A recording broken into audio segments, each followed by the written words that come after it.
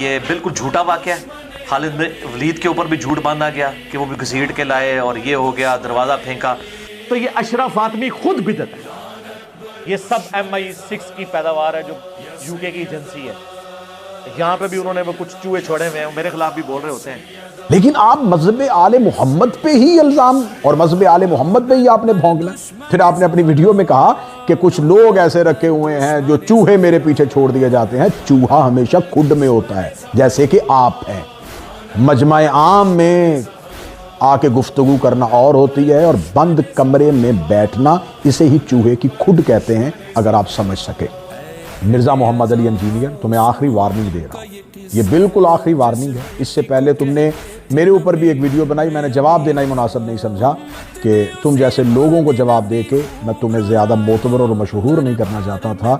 لیکن اب کیونکہ تم جناب سیدہ پہ بات کر رہے ہو, تم امیر المومنین پہ بات کر رہے ہو, تو یہ آخری وارننگ ہے. اگر اس کے بعد تم نے اہل بیت علیہم السلام کے کسی ایک فرد کے بارے میں اپنی زبان سے توہین امیز ایک جملہ نکالا تو میں کوفہ کے قصابوں سے لے کے جہلم کے حجاموں تک ایک ایک کا شجرہ جانتا ہوں. پھر ہمیں بتانا پڑے گا کہ کس کا تعلق کہاں سے تھا. دشمن زہرا